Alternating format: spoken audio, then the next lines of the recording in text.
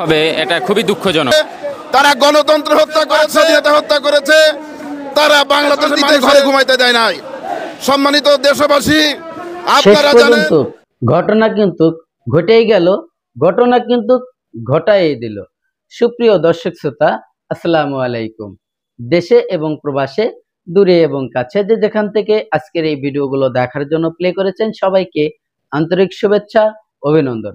দর্শক শ্রোতা, শুরু থেকেই ছোট্ট একটি ভিডিও ক্লিপের অংশবিশেষ দেখেছেন, সম্পূর্ণ ভিডিওটি আপনাদের আজকে দেখাবো।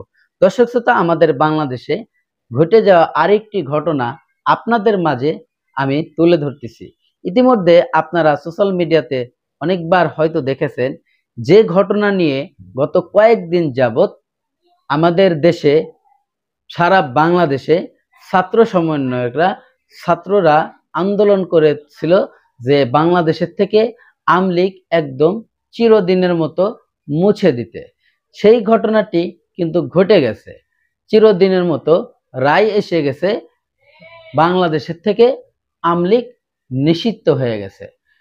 শুধু আওয়ামী লীগ দল নিষিদ্ধ হয় নাই, তবে বাংলাদেশের যে আওয়ামী লীগের কিছু কিছু নেতারা যে স্বৈরাচারী করেছে, কিছু কিছু নেতাদের জন্য যে সাধারণ জনগণের ক্ষতি হয়েছে, এবং গত 5 আগস্ট যে হত্যাকাণ্ড চালিয়েছিল, সেই বিচার ব্যবস্থা যদি বাংলাদেশে সঠিকভাবে তদন্ত করে না হয় ততদিন পর্যন্ত আওয়ামী লীগ নিষেধাজ্ঞা রয়েছে। তারা কোনো নির্বাচনে আসতে পারবে না এবং জনগণ তাদেরকে আসতে দেবে না। দর্শক শ্রোতা, এই ঘটনাটি গত কয়েকদিন যাবত আপনারা সোশ্যাল মিডিয়াতে দেখেছেন, এবং শাহবাগে বিশাল বড় গণমিছিলের আয়োজন করা হয়েছিল, আন্দোলনের আয়োজন করা হয়েছিল, এবং গত কয়েকদিন দিনে রাতে 24 ঘন্টা মিলে তারা কিন্তু আন্দোলনের সফলতা অর্জন করেছে। দর্শক শ্রোতা, আরো একটি ঘটনা ঘটেছে।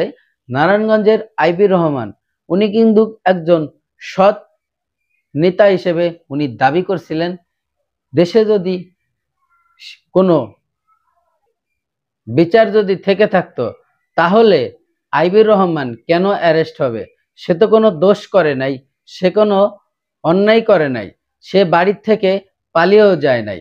গত 5 আগস্টের পরে অনেক আওয়ামী লীগের নেতাকর্মীরা বাড়ির থেকে পালিয়ে চলে গেছে, দেশের থেকে পালিয়ে চলে গেছে। এই আইবির রহমান উনি কিন্তু বাড়ির থেকে পালিয়ে যায় নাই, এবং ওনার বাড়িতেই উনি সবসময় বসবাস করছে। প্রিয় দর্শক, উনি এই কথাই বলতেছিল, আমি যদি খারাপ হইতাম, জনগণ যদি আমাদেরকে ভালো না বাসতো, তাহলে আমি হয়তো এই বাড়িতে থাকতাম না। যেহেতু আমি বাড়িতে আছি, আমার গ্রামে আছি, আমার জনগণ নিয়ে আমি এখন পর্যন্ত এই বাড়িতেই আছি, তাহলে পুলিশ প্রশাসন কেন আমাকে অ্যারেস্ট করলো? কি অপরাধ ছিল আমার? কি অন্যায় ছিল আমার? এই কথাই বলছিল আমাদের সেই সাবেক আইবি রহমান। প্রিয় দর্শক, বিভিন্ন গণমাধ্যমে এবং বিভিন্ন লোকের মন্তব্য দেখা যাচ্ছে যে উনি একজন আওয়ামী লীগ পন্থী ছিলেন, এবং জয় বাংলা বলে উনি যে স্লোগান দিছিলেন, সেই স্লোগানই নাকি উনার কাল হয়ে দাঁড়াইছে। এখন উনি নিজেই এই কথা মুখ থেকে বলতেছে। তো দর্শক, আমি আর বেশি কথা বাড়াবো না, চলে যাব সেই গুরুত্বপূর্ণ ভিডিওতে যাওয়ার আগে ছোট্ট করে একটি রিকোয়েস্ট করবো। দর্শক, আপনি যদি আমার চ্যানেলে নতুন বন্ধু হয়ে থাকেন, ভালো লাগলে চ্যানেলটিকে সাবস্ক্রাইব করে রাখবেন, আর এই ভিডিওটি বন্ধুদের মাঝে বেশি বেশি শেয়ার করে দিবেন।